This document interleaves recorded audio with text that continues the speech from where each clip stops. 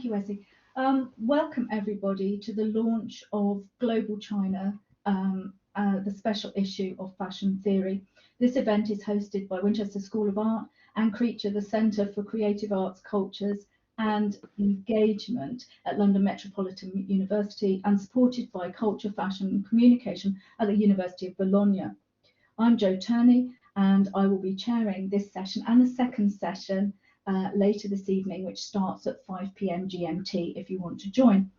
This session will also be supported and moderated by Dr. Anna Keim. Thank you very much for being here, Anna, to help with this. As with all online events, I would like to remind you all of the etiquette. So please do turn off your cameras and microphones during the responses, and only please put them on when you are speaking. This means that the event will run smoothly and hopefully without as a few technological glitches as possible. Okay, as we only have an hour for each of these two sessions today, I would like to remind speakers that you only have 7 minutes to respond, I'm afraid. So I will be trying to keep very much to time. And if you get to minute 6, I will raise my hand, and then at minute 7, I will intervene with my voice. I'm really sorry, but it's really important that everybody gets their fair say on an equal platform. If the audience likewise has questions throughout this session, please do put them in the chat, and when we get to question and answers at the end, I'll be very happy to share your questions with the panels. Okay, so without further ado, I will launch or I will introduce the event. Okay, so as I've mentioned already, this event is to launch and to respond to a special issue of Fashion Theory, which is called Global China, and is volume 15, issue 7 from 2021, should you want to look it up, and I would very much recommend that. It's edited by Professor Wesley Ling and Simona Sigorinak, and the publication situates fashion scholarship within a focus on China. It expands and traverses this field by drawing from far wider and interdisciplinary models that cross geographical, cultural, methodological and disciplinary boundaries.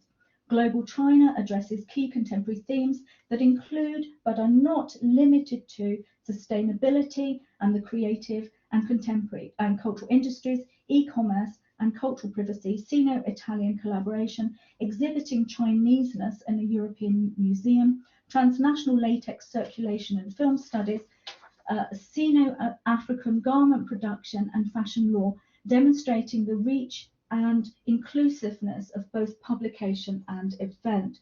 This is a really exciting opportunity for people to respond in real time to a very contemporary journal. This is something that we don't normally see. So that's the event. There is another session and a different session at 5 p.m. this evening. So I'd also like now to introduce you to our guests and contributors today, people who've contributed to the journal, and also to our journal editors. Firstly, we have with us today Professor Anthony Fong, who is a professor at the School of Journalism and Communication at the Chinese University of Hong Kong. His research interests include creative and cultural industry and cultural policy on digital content, popular and youth culture, and Chinese and I'm so sorry, I've just missed my place here. And Chinese Asian media, I'm so sorry, and communication. He has published over 150 journal articles and book chapters. Wow, that's amazing. His most recent book is Cultural Policy and East Asian Rivalry, the Hong Kong gaming industry, and co-edited a volume on Made in Hong Kong, global popular music series for Routledge. And also we have with us is Dr. Liang Zhu, an assistant professor at the Peking University School of International Studies and Secretary General of the Peking University Center for African Studies. Liang's research interests include Chinese diaspora in Africa, social and gender history of Africa, the political economy of African development, and international relations. He has written many articles on Sino-African relations in garment manufacturing. His latest research chronicles historical and modern-day ethnic Chinese garment production in Newcastle, South Africa. Welcome to our key speakers here and respondents. Our editors, of course, I would like to introduce, and I know that one of them will be speaking to us directly afterwards, are Professor Wesley Ling and Professor Simona Sigrat-Renak. So I will now introduce them to you. Dr. Wesley Ling is Professor of Transcultural Arts and Design at the School of Art, Architecture and Design and the Director of CREATURE, the Centre for Creative Arts, Cultures and Engagement at London Metropolitan University. She has written widely on the socio-cultural revolution of Chinese dress, through which she dissects material culture in China. She is the author of Fusionable Shangsun and the co-editor of Fashion in Multiple Chinas and Special Issues for Modern Italy, Zone Moda Journal and Fashion Theory. Professor Simona Sigrat-Renak is Associate Professor in Fashion Studies in the Department of Arts, the University of Bologna. Her research interests are sociology of global fashion, fashion theory, China studies and fashion curation. Editor of Zone Moda Journal, she has published many books, including Mode in Italy, La Moda, Una Introduzione Orientalismi, and apologies for murdering the Italian here, I'm so sorry, Un Mondo di Mode, Exhibit, Fashion in Multiple Chinas, The Sizes Effect, Biki, Visioni Franceschi per una moda italiana. Her expertise in Sino-Italian fashion collaboration has resulted in numerous articles on the subject. It is a great pleasure to welcome you all here and a great pleasure to welcome everybody who is in attendance at this event. You are very, very welcome. It's my great pleasure to now pass over to our Master of Ceremonies and also the organizer of this event and the one of the key editors of the journal issue, Professor Wesley Ling. Thank you, Wesley. Thank you so much, Jo, for these exhaustive introductions, and we're so grateful to Jo for co-organizing and chairing this event for us. So thank you so much for your work, Jo. And it's really, I'm really thrilled to see friends, colleagues, old and new faces here. Thank you for all joining us. Really great to see you here. And we're also over the moon to have our issue contributors today. Two of them are here in part one, Anthony and also Lang. Really welcomed you on board. Great to see you here. And especially our guest speaker from as far as China, the States, the Netherlands and the UK discussing our newly released issue. Thank you so much for taking part in this event. Our issue cannot be made possible with many anonymous reviewers across the globe who provide a timely and insightful peer assessment of the articles. We're certainly in debt to their earnest support. The enduring support from the journal review and production team is greatly appreciated in a run-up to this publication. And certainly we owe huge thanks to the journal editor, Dr. Valerie Still, who has made this issue a reality from its first conception to delivery.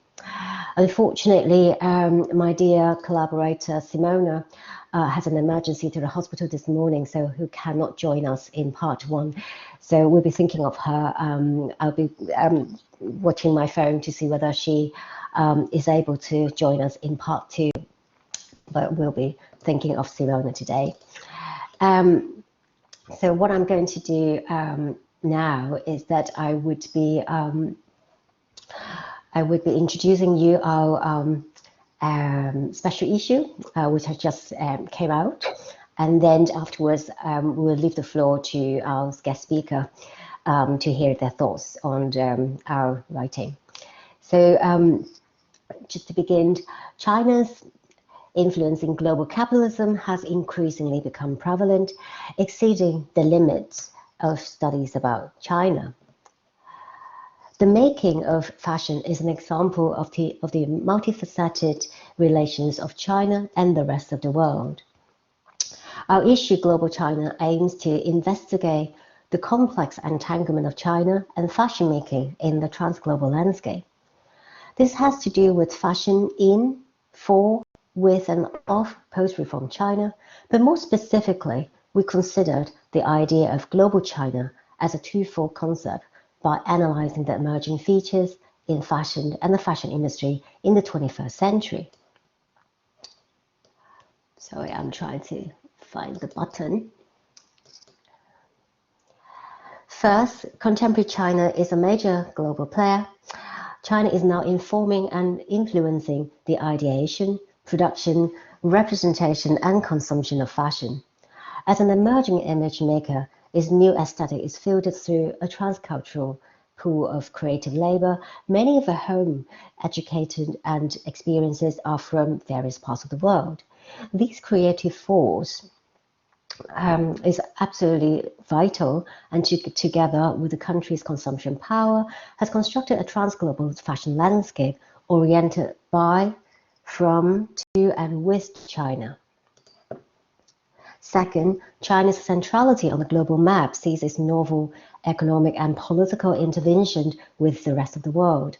From new alliances through the Belt and Road Initiative to national policies, state intervention, and consumption patterns, the global fashion industry is now shaped by and around China, typified by interdependent transnational relations.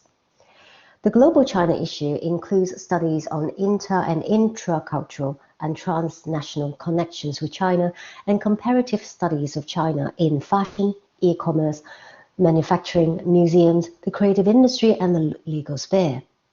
Stereotypes about China and Chinese fashion, whatever China or Chinese fashion might mean in the 21st century, give rise to debates about creativity, freedom, and authorship on the one hand, and state, politics, tradition, heritage, and multiplicity on the other hand.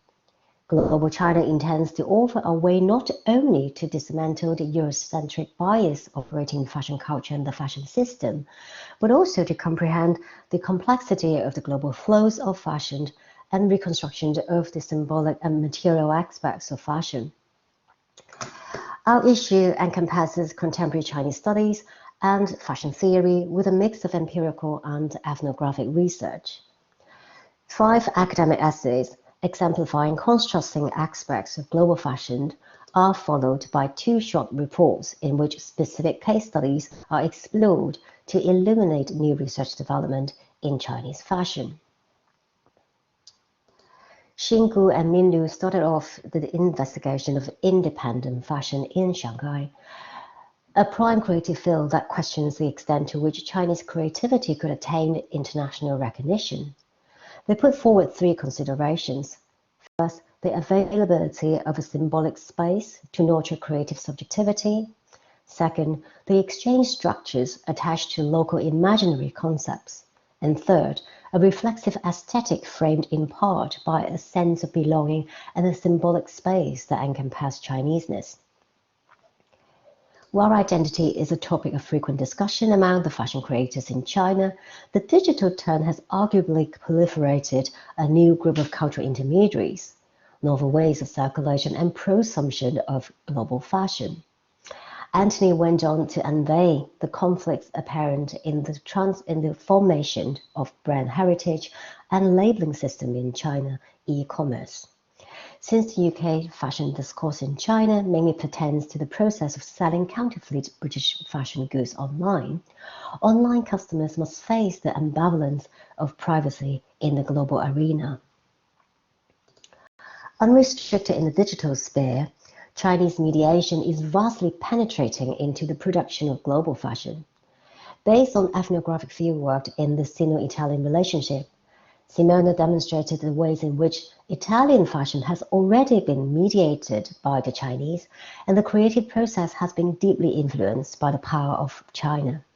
In this regard, the fashion supply chain reveals itself to be a cultural chain. In spite of the muddy realities of made in and made by in Sino-Italian fashion collaboration, my article dissected the connotations of made in China in an attempt to devise a curatorial direction for a museum exhibition on China. Made in China as a phrase has entered into a new era of geopolitics, calling into questions the notion of Chinese identity. Here, Chineseness is problematized in the trans and translocal context. Unfolding within it are the uneven and persisting power relations in the transglobal landscape that we see ourselves partaking in the making of China. Our fascination with China has brought us from the museum to the cinema, a commodity chain of fashion involving production, consumption, and disposal on the transnational scale is evidence in Olivier Assayas's film Immerweb. Sean noted the material substitution depicted in the film, that is latex instead of silk, to detect the transnational circulation of Chinese fashion. Further afield, the Chinese have made inroads to Africa. By tracing the history of Chinese involvement in the African fashion production and reviewing Chinese garment firms in Newcastle of South Africa, Lang has attempted to understand the implications of Chinese-funded fashion production in Africa, underlying the gender dynamics of such co-production. The entanglement in foreign investment in international collaborations in the fashion industry has seen the emergence of fashion law in China. Through a review of the developments and challenges of fashion law in China, Renzo and Mingshan illuminated China's ambition through global repositioning. The fact that the current regime intends to develop socialism with Chinese characteristics, independent from Western models, is to increase the Chinese domestic standing and reduce profits. Is to increase the Chinese domestic standing while reduce profits by the foreigners, thereby empowering national strength against external threats. This latest development will mark future trajectories regarding China's interplay with fashion, be it abroad or at home. The interdisciplinary approach of global China captures the country at a turning point of economic, political, and social cultural developments in the 21st century. It is our hope to promote further studies in fashion in, for, with, and of China. We have summarized the issue in a nutshell here. The publications can now be found online alongside the release of the physical copy, which we have it now in our hands very graciously. The publications, we would very much like to invite you to check it out and welcome your feedback. And for now, we'd like to turn to our guest speaker to hear their thoughts on our issue. Thank you.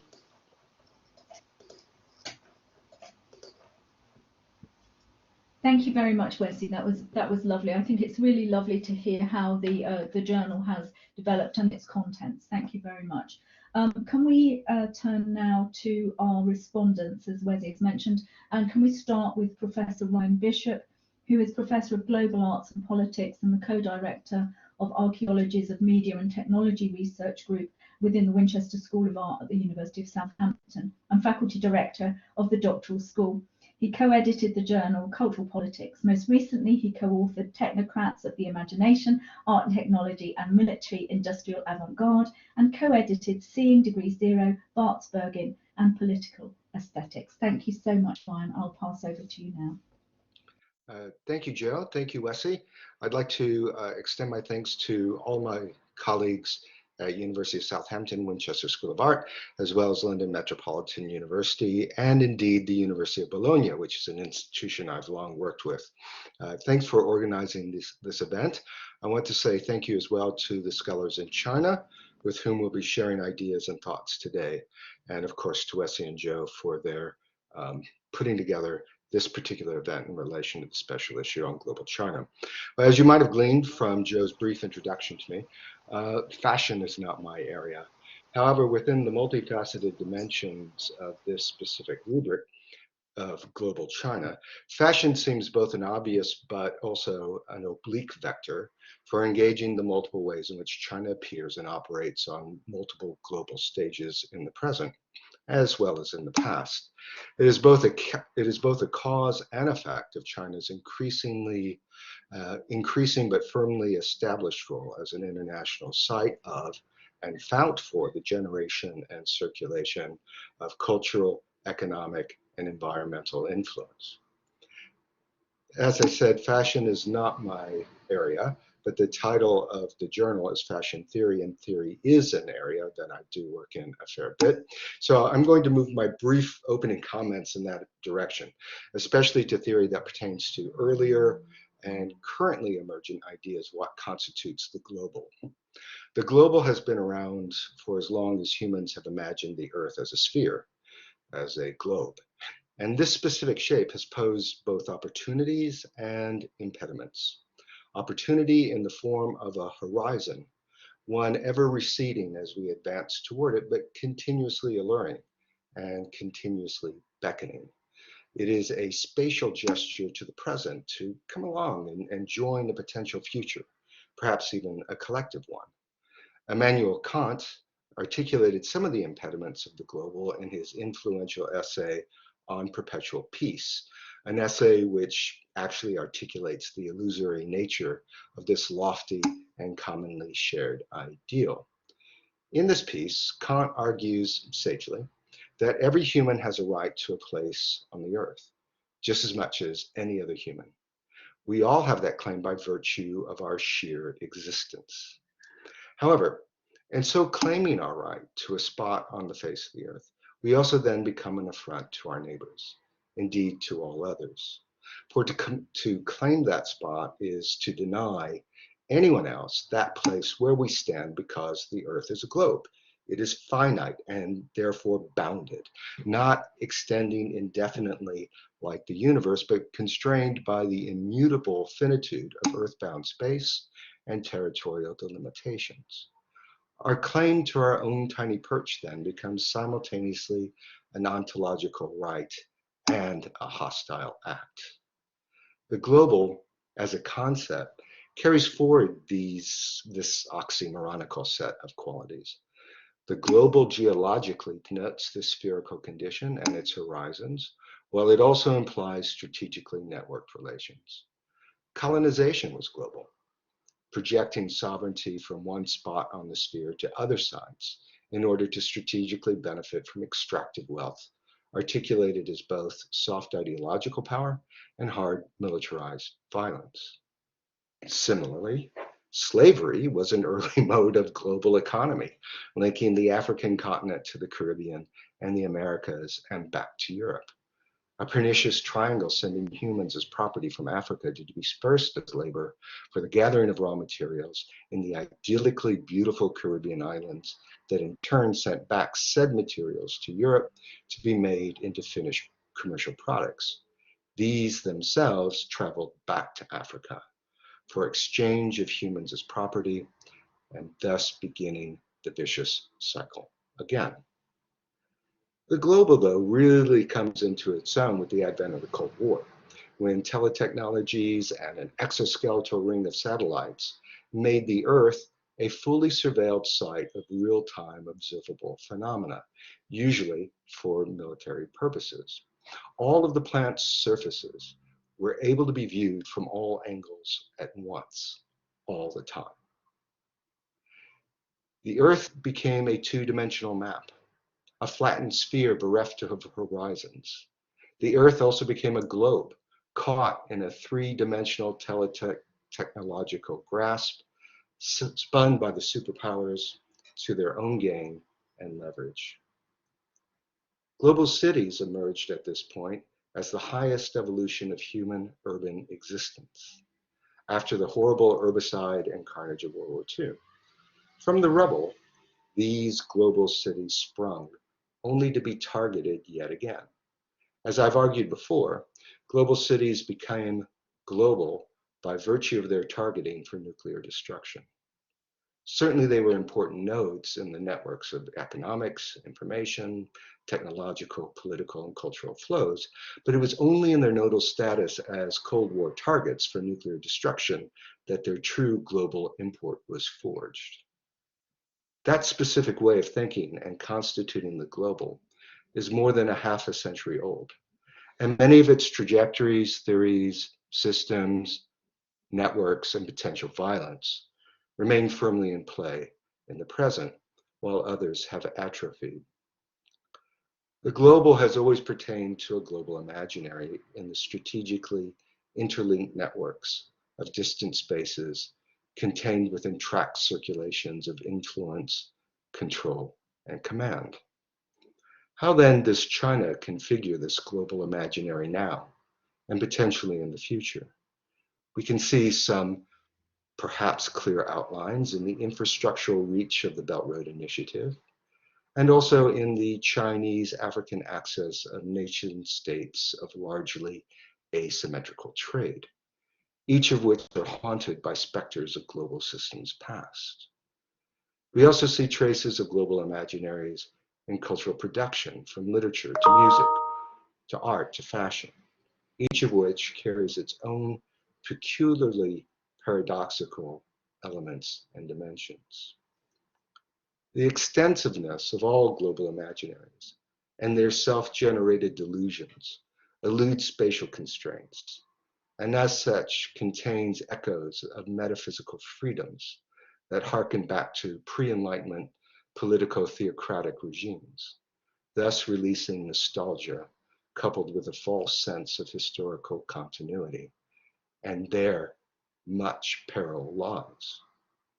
However, one glaring danger in this nexus emerges through the repression of our one truly global condition, that is our shared precarity.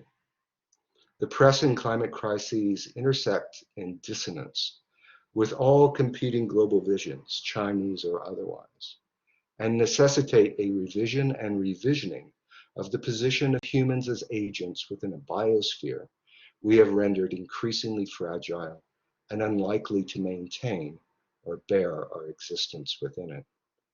If we continually ignore this global condition, the Earth as physical globe will remain, but our imaginaries about that globe will not. Our horizons will have blurred and vanished like the chromatic collapse of sunlight at dusk that occurs every day. Thank you. Thank you. Thank you very much, Ryan. That was really amazing. I hope if people have questions for Ryan, you'd be able to put those in the chat, please. Thank you very much. I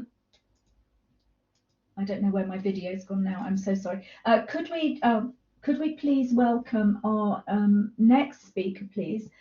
This will be Chen Qiu from Dalian, China, who is working at Southampton International College, University of Southampton, Winchester School of Art campus at Dalian Polytechnic University in Dalian.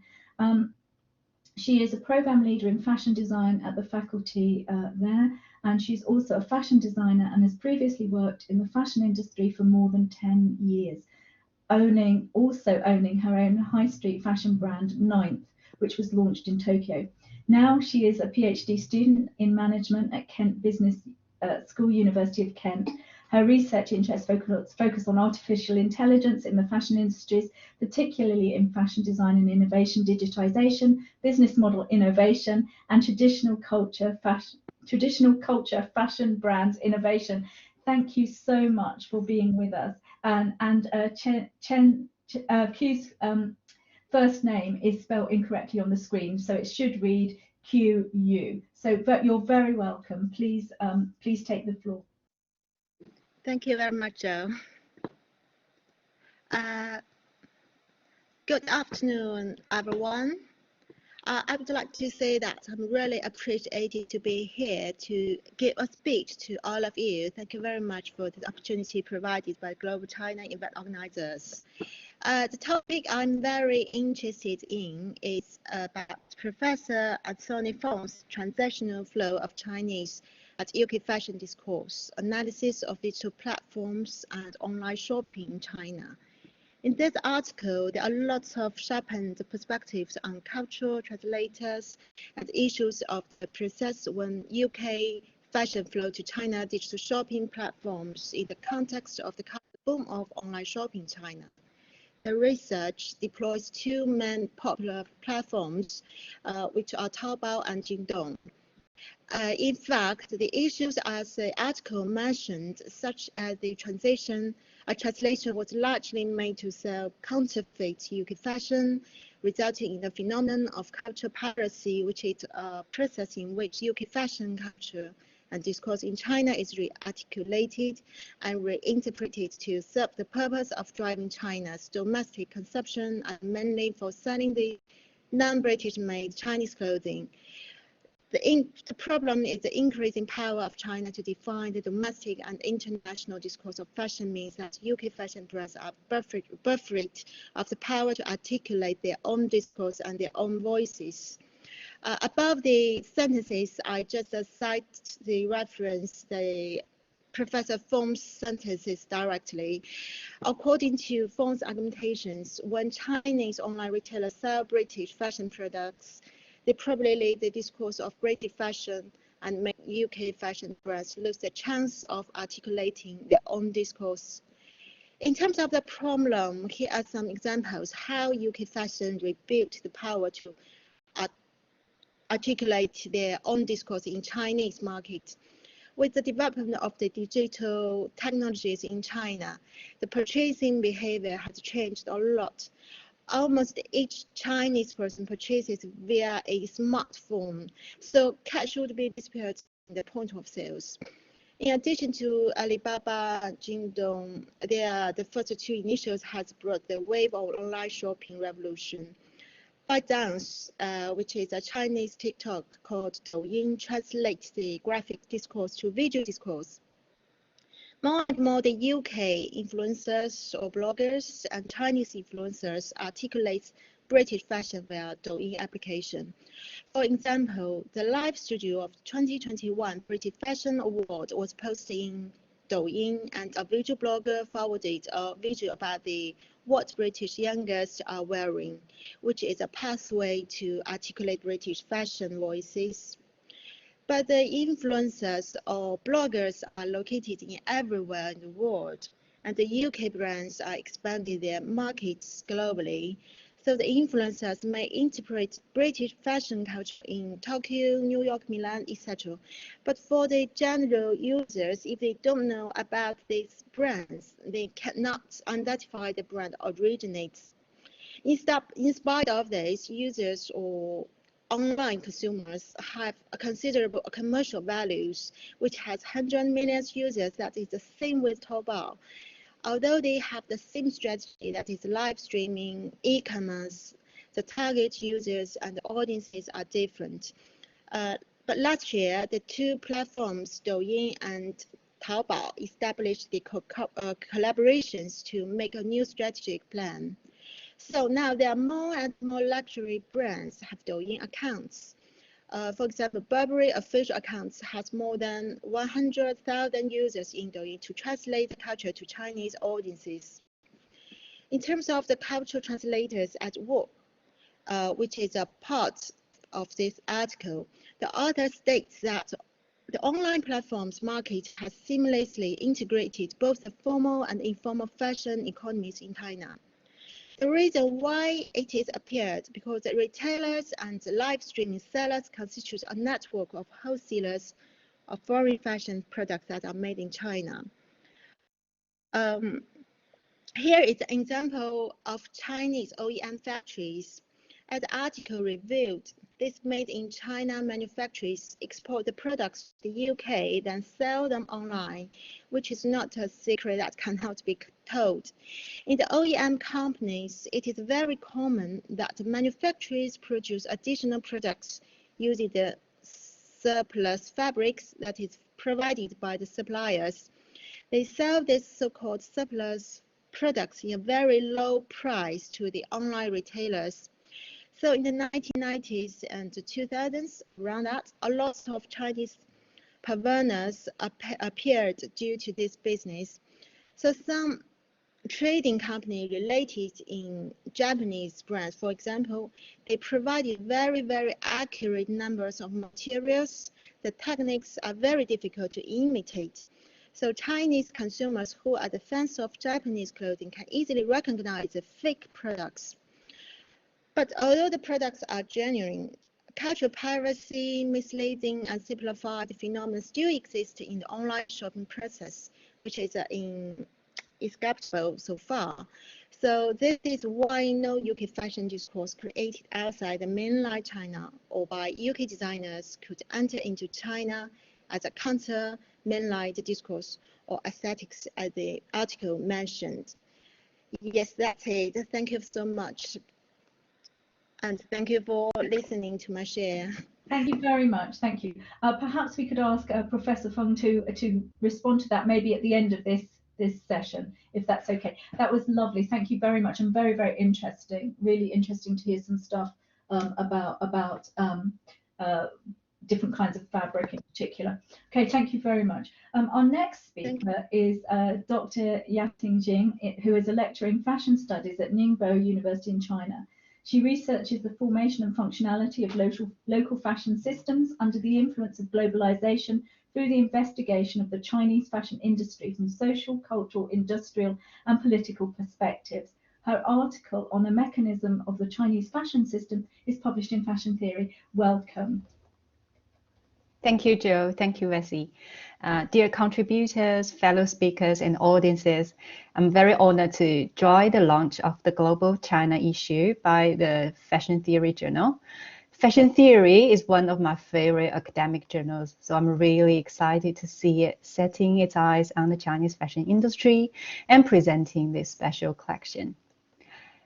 The Global China issue includes fruitful research on national identity, links and relationships between global and local fashion industry across theoretical discussions and case studies. In this issue, you could get up-to-date thinking and understandings of fashion regulations and laws, creative industries, cultural and economic value exchanges concerning China. Each of the paper is interesting to read, and a lot of themes could be discussed around them. But because of the time issue, so today I would only focus on 3 papers as I see them as a series. By grouping them together, we could see what a global China could create and how a global China is created. The first work I would like to mention is Simona's work, From Joint Ventures to Collaborative Projects toward an ethnography of Sino-Italian fashion relations in the 2020s. Based on first-hand information collected through interviews and field trips, the paper tells a refreshing story on the ongoing connections between China and Italy on fashion in the age of globalization. Through the Italian fashion professionals' changing working experiences in China, we could get insight into the shifting expectations and needs and the power adjustment of the Chinese and Italian counterparts. Based on Simona's interpretation, we have a future global fashion supply chain insight, which is not only about materials and manufacturing, but also assets, culture, creativity, and symbolic meanings. Then I would like to take the perspective outside China, moving on to Liang's work, Chinese Investment and the Rise of Made in Africa Fashion Production. Liang's paper presents a different story of China's influence in fashion making outside the country. With his long-term observation and field work in Africa and Newcastle, South Africa specifically, he records the progress of Chinese-founded fashion production in Africa.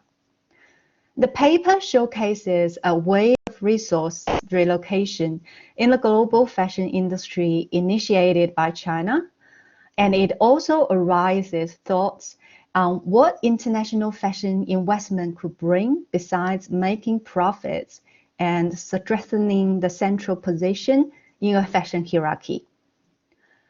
Last but not least, I'd like to go back to Vesey's discussion on Made in China to see how debates around the connotation may shape and be presented in a museum exhibition in Netherlands. In her research, Conceptualizing Made in China for a Museum Exhibition, Vesey explicitly gave various ideas on what Made in China could mean and how Chinese fashion could be interpreted through manufacturing, cultural heritage, personal connection, international reputation, and recognition. She presents the limitation Made in China could impose alongside the transcultural exchanges and transglobal connections it could indicate. These 3 papers showcase distinct images of Chinese fashion from diverse perspectives, illustrating a China engaging closely with its global counterparts. I think when trying to understand the different dimensions of a global China, we could start from 2 points. First, one significant phenomenon of fashion making under the emergence of new dynamics and orders. Here, China has developed a fashion system with a distinctive industry structure, developing path, and driving force. It works in a set of mechanisms that differs from the other established Western fashion systems. Its unique characters affect not only how fashion is created, diffused, presented, and consumed in China, but also the way of making businesses for international companies and brands in China, and China's influence and recognition outside the country. However unique, the Chinese fashion system and other fashion systems worldwide could coexist and contribute to a multipolar global fashion sphere. Second, the fashion system in, with, and concerning China are still changing. There are so many examples to mention. The development of digital fashion retailing, just as what the previous speaker shared, has reached a new height, especially after the global pandemic. The easy access to live stream economy and social accounts make the grassroots fashionista class arise and get more attention. People's aesthetic, way of consumption, and understanding the fashion are also evolving. A strong sense of confidence, pride, openness, and attachment to the cultural heritage has developed widely among the younger generation. Advanced technologies such as virtual fitting, intelligent manufacture developed prosperously in the Yangtze River Delta region, and the rise of fashion curation, after being neglected for a long time, sees more attempts to create original curatorial concepts and develop a more professional working dynamic. This list could go on and on. So it's not easy to say that we have a full understanding of the Chinese fashion system, as there are always new and continuing changes. So to conclude my speech, I think the time is up. I think this global China issue is an in-time collection, as timely research is always needed in the area. Hopefully, it could inspire more discussions on Chinese fashion and expand the research scope in the future. That will be all. Thank you. Thank you very much. That was a really lovely précis of 3 papers. Thank you very much. I would like to now invite our 4th respondent, Professor Juliette Mcdonald, to take the floor. Juliette is a personal chair of craft history and theory at Edinburgh College of Art at the University of Edinburgh. She's the director of collaborative partnership between Edinburgh College of Art and Shanghai International College of Fashion and Innovation at Donghao University. Her interests focus on the evolution of practices of craft and the ways in which craft connects creativity, place, and identity. Her most recent book includes Craft and Heritage, and she co-edited Styling Shanghai. So sorry, Juliette. Please take the floor. I'll just be quiet now. Thanks. Thanks so much, Jo. And thank you very much for inviting me to be a part of the launch of Global China for Fashion Theory. I think this format of inviting people to reflect on the articles and allowing time for questions and answers is a graceful resolution to the difficulties of organising launches, and how brilliant that so many people in other time zones can join in. It's really refreshing to see the breadth of authors in this special issue with input from around the world. And this, for me, is one of the most important elements of Global China. I think too often researchers and audiences don't have access to research undertaken in China because of language restrictions, or there is a Western or Eurocentric bias to the research. So there's much that we miss or misunderstand. And as a result, there is the danger of reverting to presumption or even stereotyping. Transnational research is vital to ensure that there is a shared understanding of what is really happening within disciplines and between countries. In the context of China, I think it is important to have opportunities to reflect more critically on the country's role in fashion production and consumption. And I was especially pleased to see Wes's Made in China article arising from the workshop held by the World Museum in Rotterdam to discuss their idea of showcasing their Chinese collections.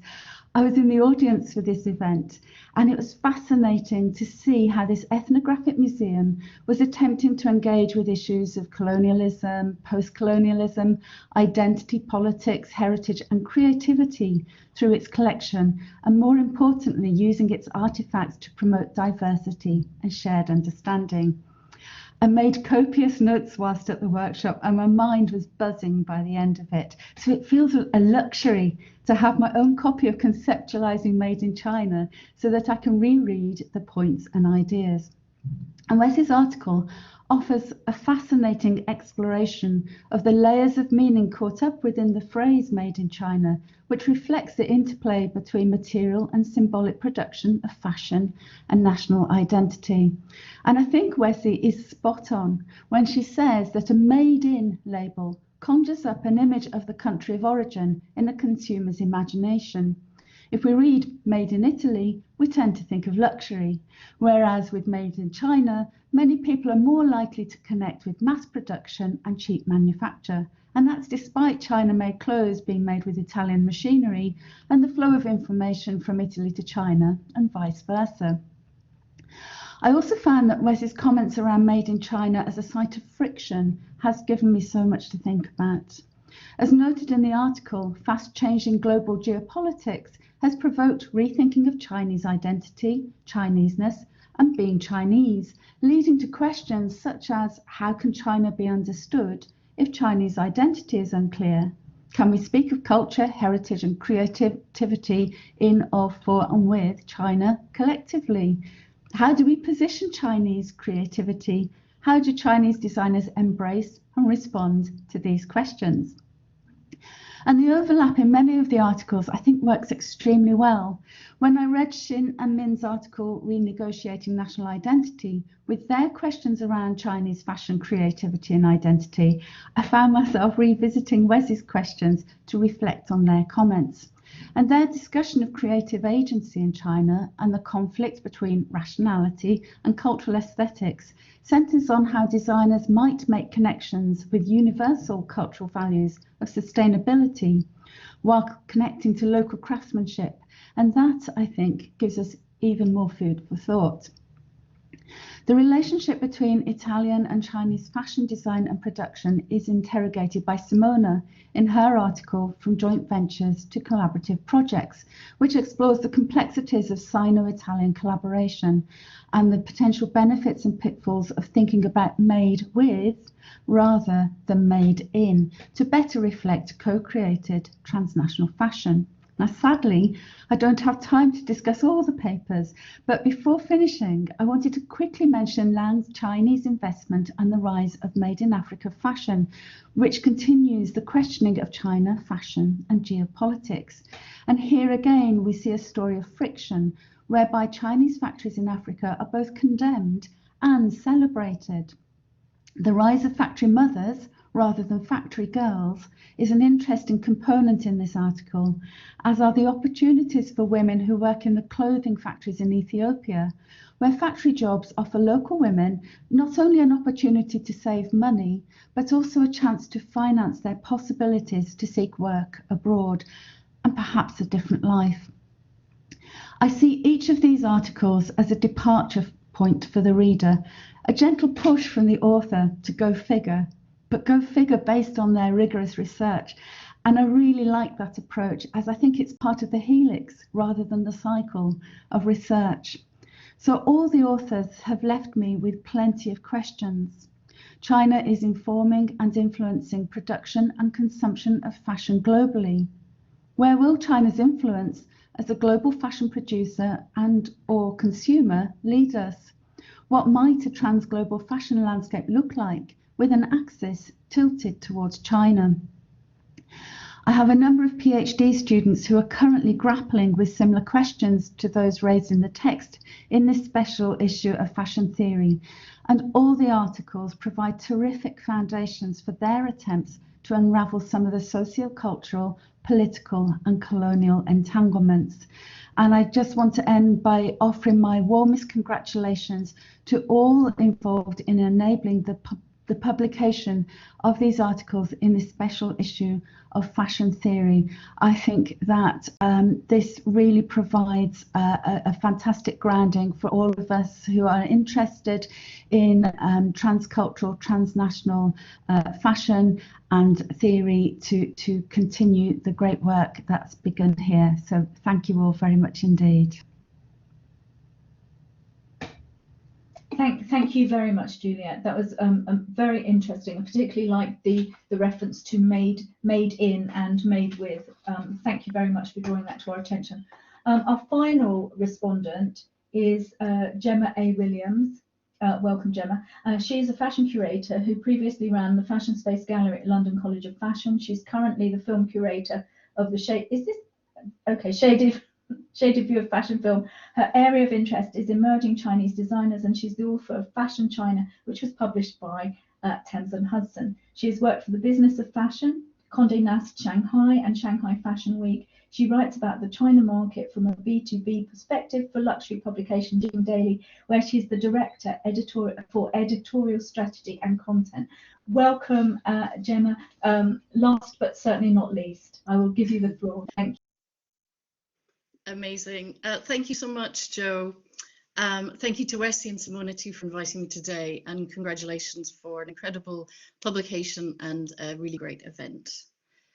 So to start, in the article Conceptualizing Made in China for a Museum Exhibition, the following question is asked: how can China be understood if Chinese identity is unclear? To respond to this and other ideas, what I want to do is look at two young fashion designers based in Shanghai who explore ideas of Chinese identity and how their work filters and constructs notions of nation and place to address these questions. To start, maybe first on the difficulty of the Made in China label, I believe it is true that the lingering negative connotations from the tagline are hindering especially the new wave of emerging homegrown fashion designers. As mentioned in the article, when we think of labels such as the Made in Italy label, it's immediately clear what is meant. The opposite is almost universally accepted of China.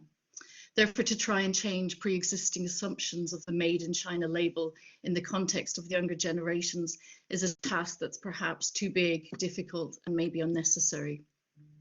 Especially as even among the forward-thinking global fashion community, while there is curiosity about young designers from China, in general there is still a bias in terms of craftsmanship and execution. But when it comes to what is seen in the work of a subset of emerging designers based in Shanghai, I feel that Chinese identity is perhaps not unclear. It is an identity focused upon becoming and in the future, which is obviously complex, vast, and indeed almost impossible to categorize. But that doesn't necessarily mean it's amorphous or diffuse. And where words can fail, objects catalogue this perfectly. For this purpose, I'd like to mention the seminal Spring-Summer 2018 collection from the label Fencheng Wang called Made in China. Feng is a graduate of the Royal College of Arts and set up her streetwear-inspired label in London and Shanghai around 2015-2016, shortly after graduating. Feng is one of the first women designers in China to study menswear and set up a brand producing men's clothing. For her standalone show in 2017, this Made in China collection explored the complications of the label. The collection shown at New York Fashion Week was designed in London, consisted of materials from Japan, Italy, UK, and China, and was made in various parts of China. It was executed in Feng's authentic style too. Her designs play on words and identity, often done in three-dimensional lettering. For one look, she sent a white jersey sweater with the slogan "Made in China" embroidered in red down the runway. No other young fashion designer from China has so openly and provocatively addressed the complications around the Made in China label on a high fashion catwalk. As Feng herself told me, Made in China is more than just a slogan. Feng is a natural remixer. Her collaboration with Converse saw her deconstruct the typical Chuck Taylor boot and remake it as a selection of pieces sewn back together so that the final object looks blurred or almost out of focus, as if it is many things.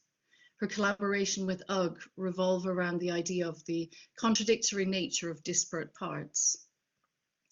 What is striking about Feng's work is how she holds many concepts together, but then manages to produce an object that is unmistakably signature of the Fen Cheng Wang aesthetic. Feng herself describes this as multidimensional, which in its essence precisely describes this new wave of emerging Chinese fashion designers. There is another quote in the article that I would like to note, which is, "The varied ways or notions of being Chinese are neither definite nor fixed.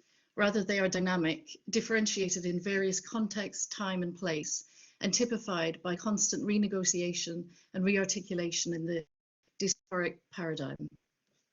On this point, I would like to mention the Beijing Winter Olympics, which themselves are a very powerful marker of time. Feng, as well as her fashion contemporary Chen Peng, were asked to create costumes for acts during the opening ceremony, broadcast to 16 million people around the world. Young Chinese designers have never been included in such a state event exactly in this way before, and their presence speaks volumes of the strength of identity that is projected in their work. In this context, they are signified Guoqiu and find themselves at the center of a massive outpouring of national pride that we are seeing in China, especially since the ongoing pandemic began.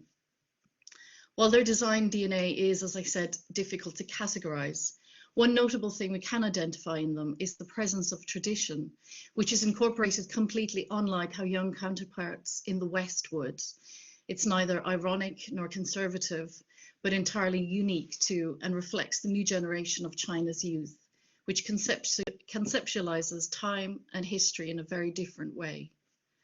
For this Olympic commission, Feng was inspired by traditional Chinese soothing, such as the Mandarin standing collar and frog knot closures, which were present in her Western style, oversized fit and cut. Her balance of tailoring and sportswear results in a modern silhouette that is conceived of, designed and produced in China, but to be bought and worn globally. Chen Peng embedded ancient symbols and motifs into his Olympic costumes.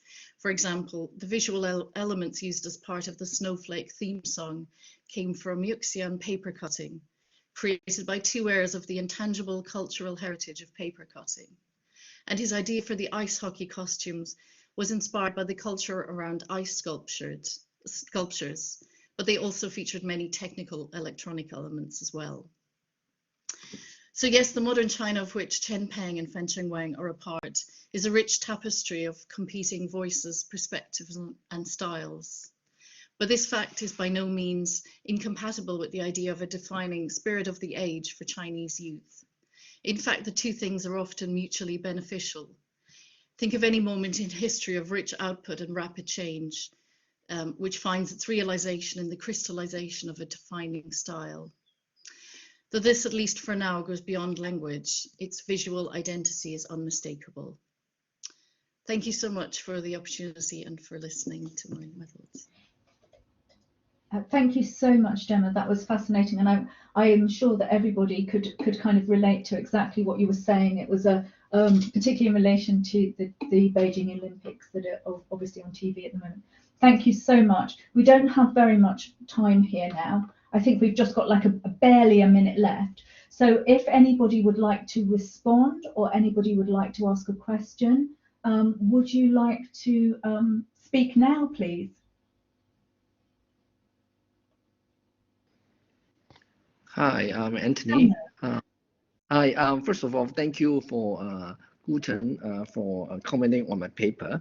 I'm glad that you actually bring in a bigger picture, like you're talking about Douyin. Actually, Douyin now is another platform that works with Taobao and JD that I talk about to present a bigger pictures of so-called online shopping in China. And I'm glad that you point out this point. And in fact, the kind of cultural translation is more like prominent in Douyin and in other like platform right now.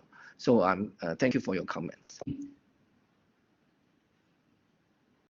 Thank you very much.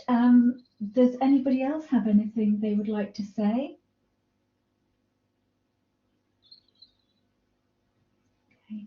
Well, I'll just provide then a very quick farewell then. Thank you so much to all of our speakers and to Wesley, did you want to speak? Yeah, I know that we're running out of time, but first, before you wind down, obviously, I would like to say big thanks to all the guest speakers who wonderfully read our issues, but also providing so insightful comments. We are forever grateful to your contributions. Really great to hear what you said. I think in a way that for us is almost like a reassurance because we've done all the work and head down to do the writing, but hearing some feedback is absolutely vital. So thank you so much for taking the time to do that for us. Thank you so much, Wesley. It absolutely was a really, really enjoyable session. Really very interesting approaches from lots of different people to essentially the same kinds of ideas. So many congratulations, everybody. I think that now we are at our end, but please do join us again at 5 o'clock, where we will have new speakers, new respondents, new ideas and new takes on this fantastic special issue of fashion theory. Thank you absolutely to everybody. I hope to see you again at the next session. Thank you very much.